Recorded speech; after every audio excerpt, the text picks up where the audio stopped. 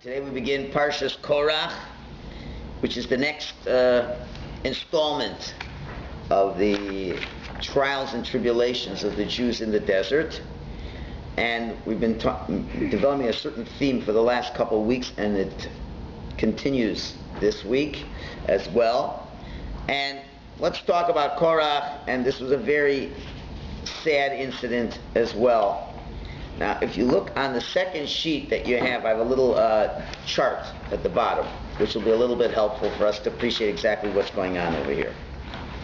This is a chart of the family of Levi, and specifically the family of Kahas, who's the son of Levi. Levi had 3 sons. We're focusing on the family of Kahas. And Kahas had 4, and he was the more spiritual of the 3 children of Levi. And Kahas had 4 children as well: Amram, Yitzhar, Hebron, and Uziel. Amram was the oldest, and from the oldest he had Moshe and Aaron. And from that we had the leader of the Jewish people, and Aaron was the Kohen Gadol. Okay? And the children of Aaron, although Nadav and Avihu passed away, so Elazar and Isamar had very important jobs, overseeing the kahuna and overseeing the people of Kahas. But there is still one more important position that was still left to be given out. And that position was to be the Nasi of the children of Kahas, the leader of the entire family of Kahas. That was a very prestigious position. And Korach, who was a very, very spiritually high person, a very wealthy man, a very great man. And if you look in our chart, this after Amram, the next eldest is Yitzhar. You see the one next to Amram? You see Amram on the left, right? You see Yitzhar right across next to him is the next one on the line. And below him is Korach. So of the cousins, of the 3rd generation cousins, all right, Moshe, Aaron, the next in line is Korach. He's the next one. Now, for reasons that many don't understand, Hashem told Moshe that the appointment doesn't go to Korach, doesn't go to anybody from Yitzhar, but rather goes to someone from the youngest one, Uziel, on the far right side of your page, and to Elitzaphan, the son of Uziel, went the leadership of the children of Kahas. That's who the appointment went for. Okay, you got the background over here? So Rashi and the commentaries tell us in the first source, we don't have time to go through the whole Rashi, but Rashi and the commentaries tell us that this was the underlining point which bothered Korach. This was it. Now, outwardly, he couldn't complain. He couldn't say, hey, I didn't get any covet. That's not respectable. It's not suitable for a person to say, how come I didn't get the appointment? But outwardly, he couldn't say this. So now, why wasn't he right? Maybe he should have gotten it. So I'm not going to talk about why God chose to overlook him at this point in time. We'll maybe get to it another Parsha class. But it's immaterial for this moment. Hashem decided it's not right for him to get it now. That's all that matters. So, but Korach suffered from this decision. It bothered him. He didn't want to accept it. And our rabbis tell us in the second source Rashi brings down that Korach was a pikeach, was a clever man. He was a tzaddik. He was brilliant. And therefore, Korach began to dispute Moshe's wisdom and integrity in terms of this appointment. And one of the first attacks that Korach had was on Moshe. He goes back now. Now he's upset about the first appointment, but he doesn't say it outwardly. He attacks Moshe's appointment of Aaron as the Kohen Gadol, as the high priest. And he claims that Moshe made it up on his own. And now, Moshe was a very respected person, and there had to be some type of political platform that Korach would have to build in order to have people listen to him and get some attention. He can't just say, Moshe's a liar. It's not going to work. So he went on what we'll call the common people's platform, assuming the role of, let's say, the Democratic Party. It was the first Democratic Party for the Jewish people. And he came to the people with an argument saying that he's with them, he's the farmer, he's for the poor guy, he's interested in the welfare of every single person, right? So, and how did he take the stand? So it says in the Torah, he says, Kol ha'eda kulam kedoshim, the entire congregation, they are all holy. Umadua tisnasu al kahal Hashem, and Moshe, why should you raise yourself above everybody else? In other words, why do you make yourself special? Why do you single yourself out in such a way? Everyone can be a Kohen. Everyone can be a priest. Everyone can be a Kohen Gadol. We all stood at Sinai. We all heard Hashem speak to us. So that was the platform. That was the official platform. But deep down, it was his disappointment in not receiving the appointment that Elitzaphan ben Uziel received in being the leader of the family of Kahas. Okay. Now, how far did Korach go? How far did this platform go?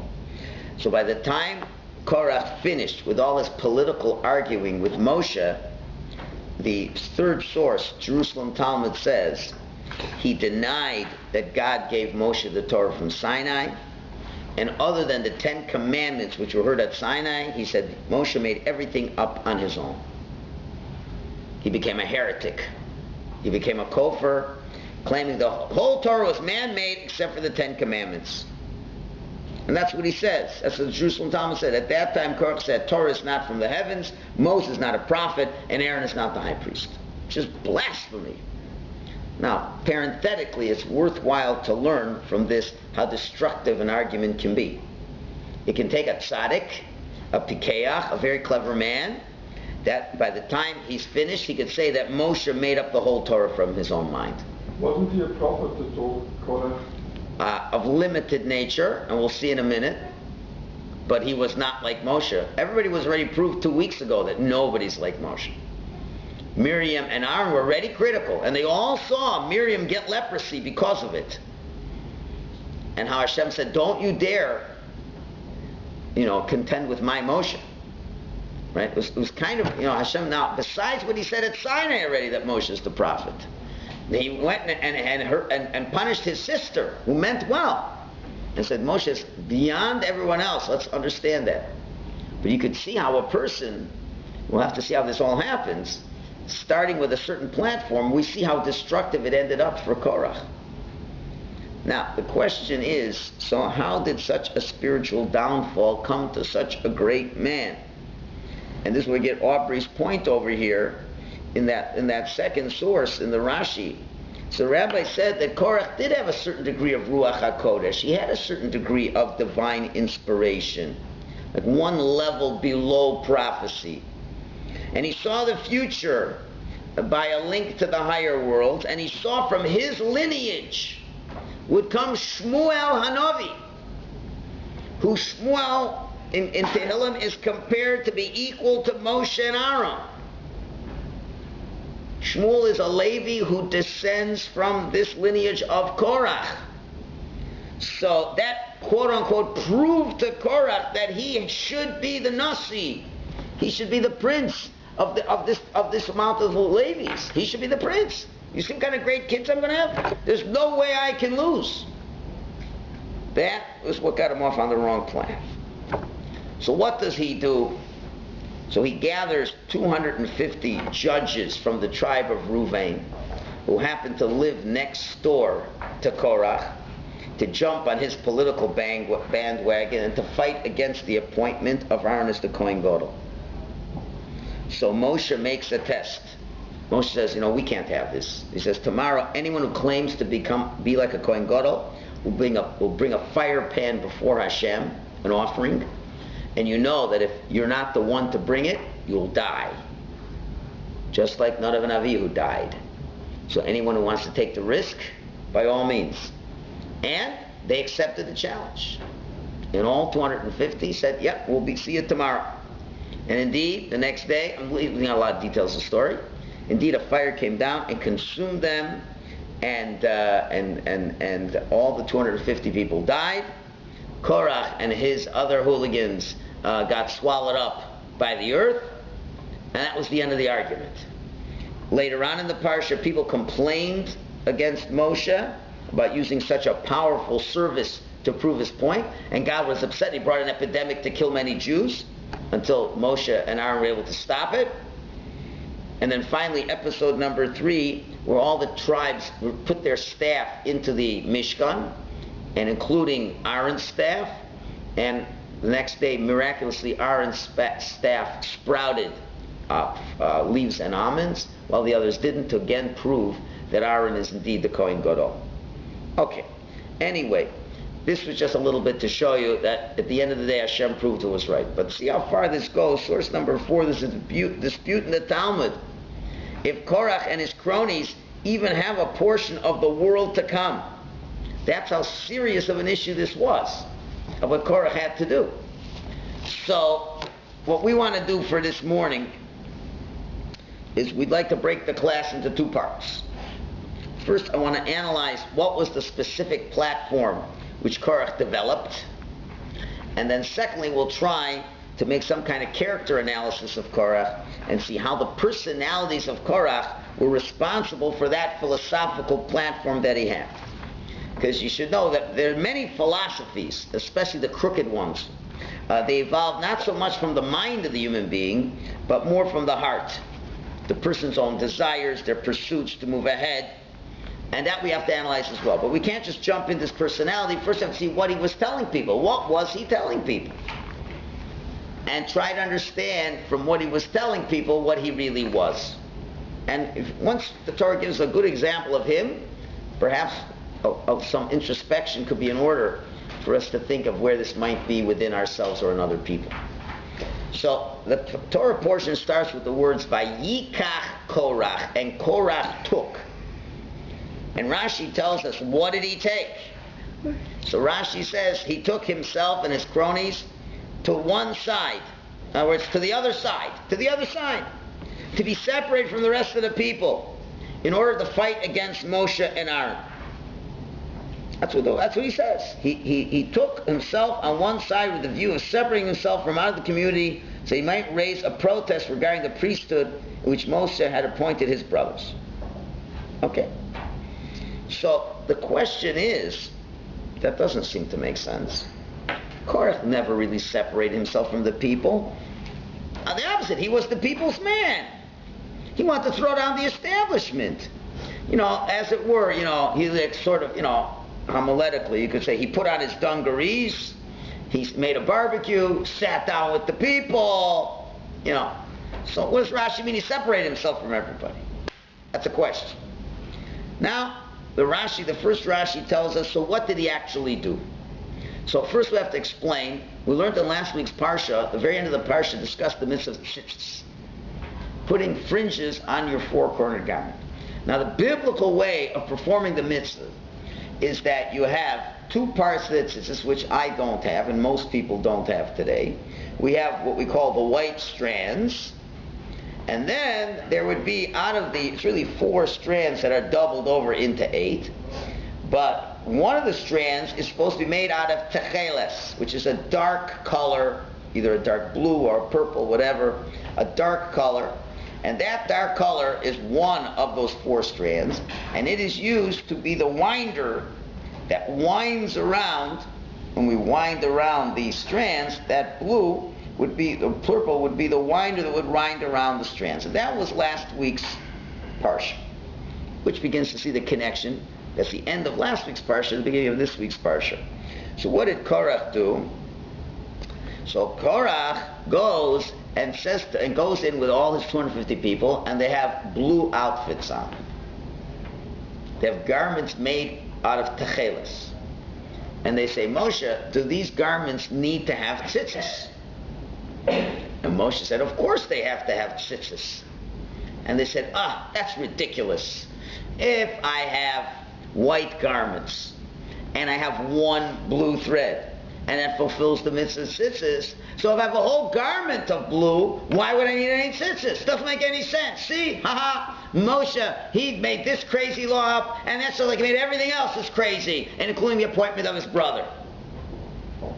This was one of his power plays. Obviously, there's lots of questions on this. It's absolutely nonsense. The color of the garment has nothing to do with the requirement of tzitzis to be at the end of a garment. Doesn't matter what color it is, you have to have tzitzis anyway. Number one. And number two, even if the blue garment would absolve you from needing to have the blue, but still there's white. There's white strands also. There's a mitzvah of the white and the blue. So what about the white? So obviously the story is a symbolism that we have to dig deeper into. That was one thing he talked about. And everybody has to find something to get the people on his side. Then the second one, which is brought in the sixth source by the Medrash, is a whole 12 o'clock soap opera.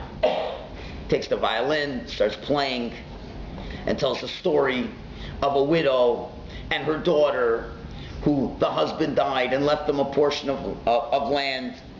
And then they begin to want to work on the land. And then Moshe and Aaron, they come to her and say, and they start making her all kinds of headaches.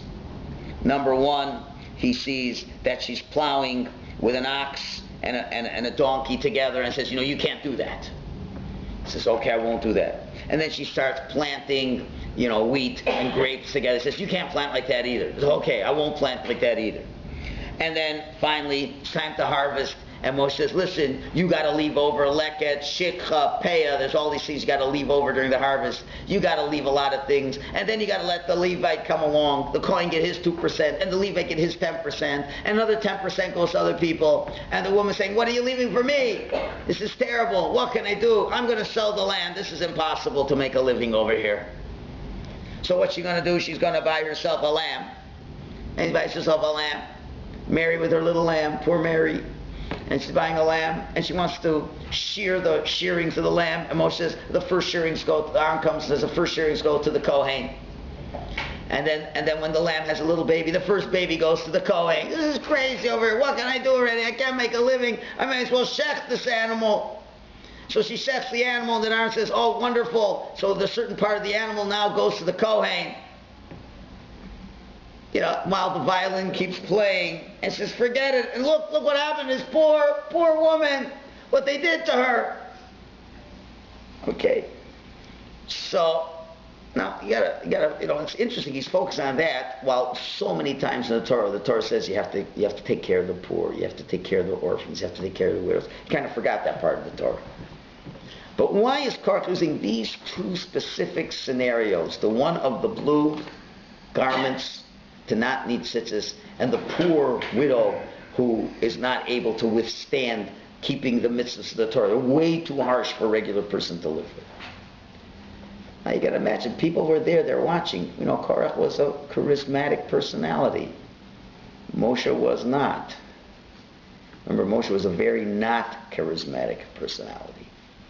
He was, I would hate to use the word dull and boring, but when he spoke Torah, it was a living Torah, and that was the real relationship they had with him.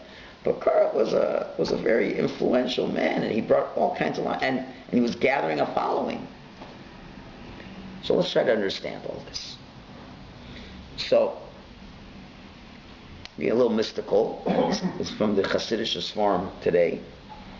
So the Talmud tells us that in the 10 Commandments that are in the tablet, he says the letters that were etched into the tablets themselves, they appeared to be in the form of fire. It was a fire. They appeared as a form of a fire in two colors. There was the dark fire, the darker tint, could be dark blue, whatever, and a lighter tint of fire, white. And the lighter tint of the fire was the background, and the darker one was the forefront. And in the contrast of the two fires, you were able to see the letters of the 10 Commandments, whatever that exactly means. And the whole concept of the fire is the idea of the holiness of the Torah. Now, what's the symbolism of the dark fire and the light fire? So rabbis tell us that these two color fires are symbolic to two aspects of Torah. And there's one aspect of the Torah well, we'll call it the Kabbalah. And the Kabbalah means that which you received handed down from Hashem to Moshe to the elders, and the elders to the Jewish people. And it's basically, everything Hashem says, this is it, this is Torah, this is stuff that, it could be a little bit beyond your understanding, but you understand it came from Hashem, and we accept it, and we do it, because that's what Hashem handed over to us. And that's what we do. And by and large, great parts of the Torah are preserved by what we call the Masorah, in the giving over. And you don't necessarily need so much intellect and understanding to get it. This is what Hashem wants you to do. Finished. Just do it. Keep kosher, keep Shabbos, all these things, do it. This is the transmission, this is what I want you to do. You don't understand, you do understand it, we just know this is what Hashem told us, this is what we do. Now, not to say that you can't delve into the secrets, not to say there isn't deep secrets to understand, but the primary part of this part of the Torah is in the Masorah, in the giving over, generation to generation, intact, in the form that it was given at Sinai. That's a symbolism of the white fire. White, simple, unconfused, pure, not very difficult to deal with. All right, that's the symbolism of the white fire. Now, it's mine. I accept the fact that my father gave it to me and his father gave it to me. It's a straight, simple, pure reality. Now, okay, so basically it's something we're accepting on faith. It's a trust that we have. The other tint, the dark tint, refers to those parts of the Torah that can be accepted by the virtue of the fact that they can be understood on an intellectual level. Where Hashem says, as a part of the Torah, I want you to think about, I want you to work on, and you can bring new ideas within the framework that exists. It could be part of the oral law, things like that. And that is the concept of the dark color. The dark color. Dark like the dark blue. The blue of the tzitzis. Which means, the Talmud tells us that why was there a blue strand? Because the color was very significant. Because we know, first of all, number one, where did this blue dye come from? It came from a special fish that was caught in the ocean. They're called the chilazon fish. And that fish had a dye that when you brought it up, before it died, you pressed inside of it, and it came out a blue dye. The dark blue dye that came out from it. So you catch this fish, he comes from the ocean is blue. The ocean is blue, it reminds us of the sky that is blue. It reminds us that the heavenly word is a creator of the universe. So what that means is, this color reminds us we got to think, we got to use our minds. You can't just look what's there, we got to extrapolate, go more. It's not just a thread over, this thread came from a dye, that came from the fish, that came from the sea, that's connected to the sky, that's connected to God. You got to use your mind for this one. You can't just, it's not just simple faith. You got to use your brain a bit. So, the blue is that part of the Torah of investigation, analysis, intellectual pursuit, where we define God through our brain. So that's the fire, the dark fire and the white fire. The white fire is the purity of faith of what we're being told, and the dark fire is the ability to understand and to work and to figure out things in Torah. And that's also part of what Torah is all about. The dark and the white. So now, this is a discussion we've had in the past, but we'll briefly review this idea. So it asks, so which way should we be going in Judaism, with the black and with the white? Should it be just accepting everything as handed down to us? Or should we, start to make sense of this intellectually? So the answer is both. Yes? So the Kabbalah, where it goes in the light? Kabbalah it really has both too. It's the white, it's given over to us, then you got to try to understand it. So it's both, no? Everything really has both to it.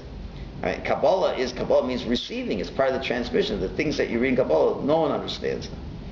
No one understands them on a simple level. We accept it. It's white. We accept it. Now you want to understand it? Oh, now we got to come to the dark color.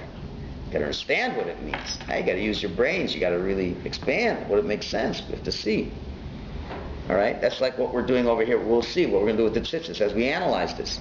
But really we need both. Because either one by itself doesn't work, because each one has advantages and disadvantages. For example, if you accept everything on faith, the advantage is, you don't question anything. If you understand it or not, this is what it is. Doesn't make a difference, I understand it. You keep the Torah intact by the virtue of the strength of the faith of the tradition. Fine, and the Torah is never going to change. It's advantage.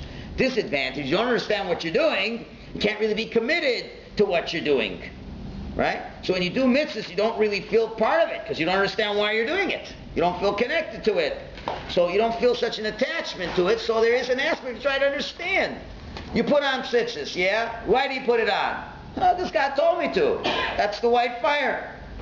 Well, what do I get out of doing it? Why should I do it? That's the black fire, which hopefully in the next 10 minutes we're going to give you some black fire. Right? People don't put on tzitzis. You got to think about it. Why does a man not put on tzitzis? The Torah says you got to put it on. How do you not put it on? The Torah says you got to put it on. Well, maybe. I don't know why. Doesn't say anything to me. Okay, so now we got to delve into the black. Delve into the black. What is going on with tzitzis? What does tzitzis do for you? Why is it important? There might be people who put tzitzis on and don't even think about the tzitzis, because they don't realize what it does for them. Okay, so the other one, but I have faith. I have faith. Hashem said it. I'm not more clever than God. God says do it. I'm doing it. So let's say you do it, but I don't feel any connection to the mitzvah because I don't understand it. Okay, at least he's doing it. But then there's others who don't feel the connection and don't do it. That's even worse. So there it's good to do things with an understanding, but understanding has a disadvantage because the human mind has limitations. The human being has a certain degree of subjectivity that doesn't allow intellectual honesty at all times and all levels of understanding. And were we to rely on Judaism only on intellectual understanding, and anything he doesn't understand he just discards, there might not be a lot left of the religion. So therefore, you need a combination of both. I think that's pretty clear. And now, how is this defined in the mitzvah of tzitzis? This is one of the mystical reasons behind tzitzis. So what do? We wind the blue thread around the other white threads. In other words, when you look at a tzitzis as they're being made, you only see the wraparound here. But inside there are 7 strands of white that make up the core. And then the blue strand would wrap around it. Do you understand? I'm talking about the physical makeup of the tzitzis. I mean, people don't really understand until you make a pair of tzitzis. It looks like nice little tassels. But you take the 8 strands, you separate the one, and you got 7 white strands. And then you take when we had the blue, we wrapped the blue around it. So what's the symbolism of that? The white, like the white letters, the white of the Torah, and the blue is the dark of the Torah. Torah says, look at the tzitzis, you'll remember all the mitzvahs of the tzitzis, you'll remember the Torah, remember your Judaism. What am I supposed to remember? To remember that the white, that's the middle, it's the bone structure and the foundation of a Jew has to be white, has to be faith. And upon the basis of that structure of faith, we can then take the last string, that last strand of intellectual pursuit, and build it upon the faith to understand the mitzvahs. That's what you do when you wrap the blue around the white. And if we don't have the bone structure of the faith, if you don't have the 7 strands of white and you only have the 1 strand of blue, we're winding it around nothing. Meaning to say, if I only go with my intellect and not with any faith, what am I wrapping my blue around? I don't have any strands. And when you wind something around nothing, you end up with nothing. Do you follow? That's this. The primary aspect is the 7 parts that are white.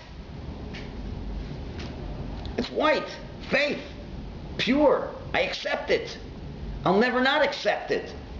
You want to understand? That's one part that you wrap around it. Once you have the structure, then you wrap around it. Now, what's wrong if you only have an intellectual approach without the faith? The answer is being that a human being has intellectual limitations and degrees of subjectivity of understanding, and we're controlled by all kinds of whims and cultures and styles and modes and fashions that go through different stages. So if a person's only left with intellectual understanding, and if that would be the foundation of his worship of Judaism, then he'd be left with nothing at the end. Nothing. It's not pshat that, okay, I don't have faith, but I have intellectual pursuit. If you don't have faith, then it doesn't even allow you to be open in terms of your intellectual pursuit. If our approach to the entire Torah is guilty until proven innocent, I'm not doing anything until you prove to me that I have to do it. You know, starting from a state of guilt. I don't accept anything. If my mind accepts it, then I accept it. Okay, if we're approaching that approach, we'll never be able to see the honesty and the innocence of Torah. You're never going to see anything. So there has to be, even on a provisional basis, we have to have mitzvahs in the terms of white. There's a provisional sense of faith. And since this is something that's been handed down, you got to figure, was every Jew for the last 3,000 years a nitwit? Was Moshe a dumbbell? Were the Jews silly masses that were willing to die for 3,000 years to put on tefillin? It's something the Jews have been doing for a while. And we've survived for a good while.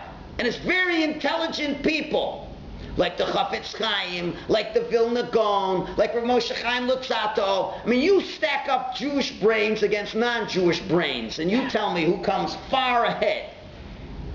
Were they all a bunch of control moronic freaks? So you might want to say, you know, I'll try it out. I'll have a little faith in the system, but I'll try to understand it after I put it on. Not if I don't understand it, I'm not putting on, because your subjectivity, your limited mind isn't going to be as smart as God's mind or anyone else of those great people's minds. So if you say, I'm only going to come from a philosophical approach, it means you have nothing. Because your intelligence is very nothing compared to what the realities are and the subjectivities that it goes through. So you need a mindset to say, there's the white. I believe that this Torah does make sense. There's a God who gave it. There's intelligent people who have been following it. There's nothing for me to argue about its authenticity and its degree of truth. The only problem I have is I don't understand it. So I'm going to try to understand it. And that's going to wrap my little intellect around that. So do you understand? Now you understand why you put tefillin on? Tzitzis on?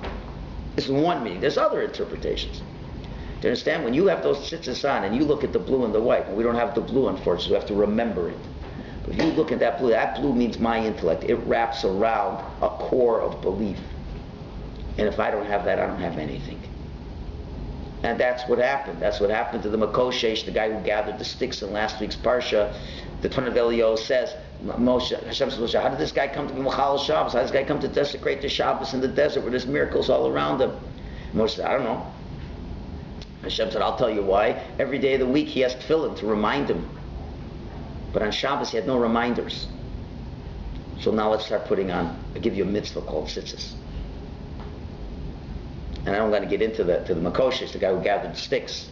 But it was also an intellectually bad decision he made. A man has to wear tzitzis to know that he's not so smart. You know, there's lots of stories of the Talmud of a rabbinical student who unfortunately, the Yetzer Hara got a hold of him. And he leaves the yeshiva to go to have a rendezvous with someone who he should not be rendezvousing with. And he paid a lot of money, made a lot of expense and effort, and he's holding mamish at the moment of truth, where he is disrobing himself in front of the most enchanting taiva imaginable. And as he's taking off his tzitzis, as it were, give him a slap in the face. And then he stops. And he ceases his mission. And the woman wonders, what's wrong with me? He says, it's not you, it's my tzitzis. She was so impressed, she came back to this guy's yeshiva and asked the rabbi to convert her. Okay? What stopped it was his tzitzis. You know why? Because that guy had 1,000,001 rationalizations why it would be allowed for him to do it. His mind fully convinced him that he could do it. But his tzitzis says your mind has to go around your faith. And there's something wrong. And that's what putting on tzitzis does for you. It's not just a burden, something that's hot in the summer to wear. You put it on and you look, and you're supposed to really, every morning, feel through the strands and make sure they're all clear. You have to remember, oh, we don't have the blue thread. Oh, we don't have the blue thread. But in your mind, you have to think of that blue thread. Why haven't we got the blue thread? Because the tradition was lost. The tradition was lost. When we went into the exile... It's not a halacha, it's a tradition in your sign. No, it's a halacha, but there's a masor. In other words, what specific fish it is, it became lost to our understanding. There's various... First of all, they only could catch it in the Mediterranean Sea. Right? When you go into exile and you're in Iraq or Iran, in Bavel, you're not by the Mediterranean Sea, you couldn't catch the fish. But I've noticed in some... So some people have done a lot of research and they think they have it. Some people think they have it and they use it. One cannot be certain, and the majority of the great rabbis do not use it. I'm not saying those who use it are wrong, but it's a big discussion I don't want to get into right now. Some have it. You look at the big rabbis, go to Rav Yashiv, go to these people, they don't have the blue thread as far as I know. Right? My Rosh Yeshivas didn't have the blue threads. We're not knocking those who have it. The Hasidic Rebbe who wanted to have it, others want to have it, but we don't have it. But the idea is still there. The idea is clear. And now you know the idea, maybe you're willing to put up a little extra heat in the summer with that on top of you. I'm just giving an example of the white and the blue. I just gave you the example of the white and the blue. The white is put on tzitzis, the blue is this. Why are we putting on tzitzis? Now you may start arguing, well, I think my intelligence is good enough and I don't need to have any faith in Okay, if you think that way, then you're thinking like Korach. And now you're going to see it play itself out. So now now you understand tzitzis, yeah? So now Korach, what was his whole scheme over here? Korach's platform was very simple. He said, emunah, faith, believing in a system that was handed down for generation. You know who that's for? That's for nitwits, half-wits, mental midgets, for people who need emotional support, who are cult-orientated. Those are the ones who need a faith-based religion. But for Harvard professors, people of intelligence, smart people like myself, the way to go in Judaism is completely involved in being intellectually connected to the Torah. Emunah, faith, are you crazy? If I was given a mind to understand, I should have to rely on my faith? That's ridiculous. That's for kids. It's not for me. For who I am, I should be accepting and understanding out of faith? No, only if that makes sense to me. That was Korach's position, because he was a genius. He really was a clever man. Certainly more clever than anybody else in his generation. Intellectually superior to Moshe in terms of raw intelligence. Not in terms of the godly gift that God gave Moshe. But in terms of brute intelligence, he was the top man. Yeah? Why did he assume that Moshe had written the Torah? Hang on. So now, we're just coming to it right now. So Korach's reaction. So what happened? So Moshe now says, I'm picking now as the Nasi of Kahos is who? Elitzaphan, the youngest guy. Right? Korach did not get the appointment. Now what's going through an intelligent man, a man who only thinks that intellect is the way to go, what would his response be? So Korach would say, well, I can accept that in one of two ways. I can accept this ruling as part of the tradition, or I could try to understand it. Well, I don't accept anything from tradition unless I understand it. I have to understand it. So let me analyze this. So you're giving me now, who is the greatest person here? Okay, well, Moshe and Aaron, they come from Amram, he's the oldest. Okay, I can't fight that. But the next job, number 3 man, has to be me. I'm number 3 on the list. And it's not that he wasn't a great person. He was very honest. He knew how great he was. He didn't fool himself. There's some people who think they're great and they're not even great. You know what I'm talking about. But he was great, and he knew he was great, and he knew Shmuel was going to come from him. So he says, this does not make sense. And if this doesn't make sense, then I'm beginning to be very suspicious about everything else. And it's a very nice trick to say you have to believe. You know, I'm willing to believe too if it makes sense. But, so it doesn't work. So since everything has to be understood from an intellectual standpoint, therefore it starts out with appointments. Well, certainly appointments have to make sense. You want the best guy for the job, don't you? And I'm definitely the best guy for the job. And he was. I'm telling you. And he was. Of course, so why didn't God appoint him, right? That's what Korach asked. That's what Korach asked. So Korach's position was, you see, you don't understand. See, Korach, little small Korach with the big brain, didn't understand he was now going through a test himself. He couldn't see the test he was going through. Right? So if that's the way he treats Moshe, he's going to treat God the same way. God, if you give me a mitzvah, if I can understand it, fine. If I don't understand it, it's no good. And if that's his standpoint, then certainly Moshe isn't any better than God. So why should he believe Moshe any better than he would believe God? And if Moshe comes along with an appointment, so I have to first believe that Hashem told it to him, and after that I have to understand it. And if I don't understand it, I'll be damned if I accept it. So this becomes Korach's platform, which is not too different than many Jews today's platform.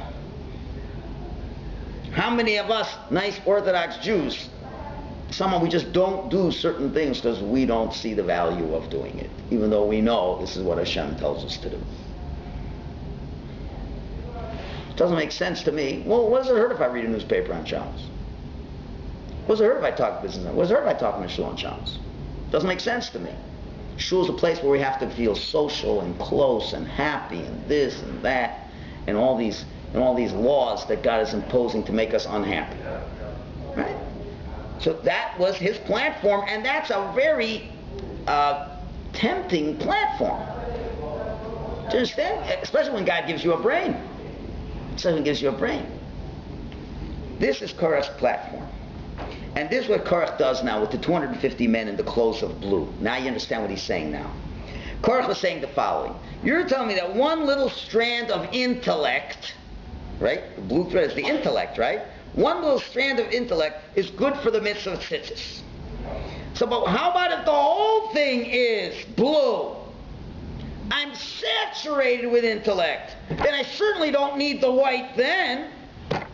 If I'm able to approach an entire issue intellectually, then who needs the faith? Who needs the white?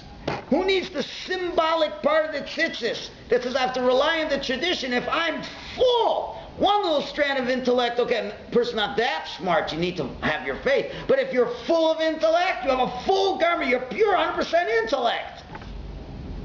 What do I need any faith for? Do you understand? So what do I need even the white? Why do I need any tzitzis?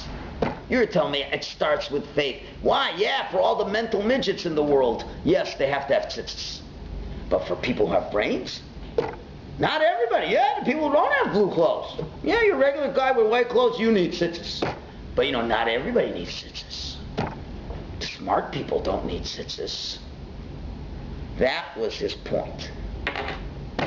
The end of the story, of course, is that this man who believes that everything can be taken intellectually winded up with nothing. And winded up, as the Medrash says, he was a kofar be'ikr. He denied everything. He denied Hashem gave everything in the Torah. You could take the whole religion and turn it upside down.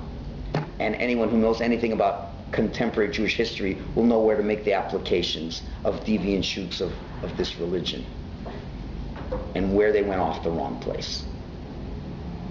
Right? It's a good thing to keep in mind for all those people who are dead set on maintaining that everything has to be understood and I only accept what I can understand, and more than that is beyond the realm of my interest. So what do? You discard half of Judaism, and then you find out that all your followers are discarding it all as well. that one part the state Jews, they don't want to keep either because it doesn't make sense to them either. Let's get rid of Shabbos, and let's get rid of kosher, and let's come to the synagogue on Sunday like the Goyim, and let's put an organ, because that all makes sense to be like everybody else. And then you wonder why the followers say, this doesn't make sense to be Jewish. And they wonder what's wrong with their religion. And then they say, oh, we changed our mind. Maybe we should do a few things like that. Our sense changes from time to time. So you got nothing. Right? I'm not spelling it out clearly. I don't want to get sued. Okay? I think you understand what I'm saying. This explains why Korach maintained that everyone should be a Kohen. Everyone should be a Kohen, from all the tribes. How did the Kohanim come to begin with? Where did this idea of special groups of people, a priestly class, came from? It came after the sin of the golden calf. Before, every family, the firstborn would be a Kohen. The firstborn in every family, that's the way it should have been. Every family should have a spiritual head. But that was taken away after the sin of the golden calf. It only went now to the tribe of Levi. So what Korach was saying was, let's go back to the old system. Let the Kohanim be back the way it was before, from the firstborn. This was a new innovation of Moshe over here. We all know the firstborn is a holy person. He should be the leader. Does it make sense? Every family should have a rabbi. The firstborn, everyone else will be a businessman, but the oldest should be the rabbi to set the spiritual tone. It's not good. You have 10 kids, one is a rabbi, the next 9 are businessmen. Wait, you have to go to strangers? Go to the family. But that Moshe, he went and changed it after the sin of the golden calf. He only left it for one priestly class. And by the way, what was the sin of the golden calf? The sin of the golden calf was the Jews said, we want to approach Judaism with their intellect. We decide, we just can't have faith when Moshe's going to come back. He isn't coming back. Our mindset, we have to make a calf. We need something to connect us to Hashem. It was a mistake of intellect. He says, what, I don't even think it was such a big mistake. I don't see the crime of the ego from the outset. I don't know what was wrong. They were doing something just to connect with God until Moshe would come back. What's the problem with that? So he disputed the whole decision that came out of that. And you can imagine lots of people would like that. Yeah, I'd like to be a Kohen. Yeah, why can't I be a Kohen? It's a populist approach. Everyone gets to be a Kohen. Amazing. Going along the same lines now, the story of the widow and her poor orphan daughter. And the violins they're playing. Now, which mitzvah in the Torah, more than any other mitzvah, demands a tremendous degree of faith? Tzedakah, giving charity. Because if you look at it on a simple level, after all is said and done, you've worked hard. You've worked hard to bring in the crops. And now to give away 22% of your earnings, plus all the other things that you've been giving, the leket, the shikha, the payah, and all this. What is that mitzvah really saying to you? It's saying you have to believe that there's a God who gave you everything to begin with, and all the work you did, it's all from God. And God decides how you spend the money. And more than that, God guarantees that the money you give away, you will ultimately not lose from it. In the end, in the physical and spiritual sense, it will all come back to you. That's what the mitzvah says. Now, does that need a little bit of faith? That needs a lot of faith. Because when you open up your checkbook and you write a check for $18, you ain't ever seeing it back again. And if the check is bigger, you ain't seeing that one. And the more you give, the more is not coming back. My account is less today than it was yesterday. And that takes a lot of faith to believe somehow that money's coming back in. That's one of the most absurd mitzvahs I ever heard. So, if to keep that mitzvah, you have to have a certain degree of faith in mitzvahs, don't you? Other things, I could be nice to someone. It doesn't hurt. I say hello to somebody, open the door for somebody. Even if I don't like him so much, I could do it. But God, I need my money. Tell me to give away, and I made it my hard-earned money. I should just give it away so much. We complain 10%. They had to give much more. In the old days of the Bible, you got to give away much more. So now Korach, the man who didn't take anything on faith, everything has to add up, and it's got to balance in the checkbook. So that was the faith mitzvah that he attacked. And if you analyze the story itself, he says, did she lose because she gave tzedakah? Or did she lose because she believed she was losing because she gave tzedakah? Did she give the mitzvah enough time to work? And she sold her farm before she even used it. Right? The only reason she was left with nothing at the end was because she believes that everything she gave was a loss and she wasn't going to get it back. And because of that, she was so frustrated and angry, she cut her own nose off to spite her face. She went and sold her field, didn't even wait for God to be able to return the blessings to her. But on the outside, soap opera effect, oh, these poor people are being abused by the Torah. But in deepest sense, the reason why these people were in fact losing and were left in such a pitiful state wasn't because of the mitzvah, it was because of their lack of faith in the mitzvah. And that's what Korach was attacking. And that's no different than the sin of the spies that we saw last week. God tells them to go to the land of Israel. And the people say, we understand that the land won't be good for us. Same thing, they had to take the land on faith. And they said, we want to take it on understanding. And our understanding, as we said last week, said we're not ready for the land. So what their understanding, and they failed miserably. Now, isn't it a coincidence that at the end of that parsha, last week's parsha, we end off with the mitzvah tzitzis? You know, stop with your understanding. That it's only a winder around the basis of faith. 7 parts faith, 1 part understanding. You go with the majority. The faith is there, you can't change it. You want to understand, you're trying to understand, you're trying to connect to it. You might be successful, you might not be, but that doesn't mean you don't do it anymore because of your limited understanding. And that's what the mitzvah of tzitzis was about, and on that backdrop, the story of Korach begins. And Korach was very clever, because when do you try to push a new agenda? When the people have fallen. When they realized they ain't going to the land of Israel anymore. Now they were very ripe for a new age movement to come in. Very clever fellow. And this was Korach's specific platform and how he approached the issue. And at the end of the day, as good and as great and as right, and therefore the Torah didn't use an individual like a slime ball, a immoral guy who wasn't clever, to show you that the most clever, the holiest, the most righteous man can fall into this trap. And when he falls, there's no telling how far down he will fall.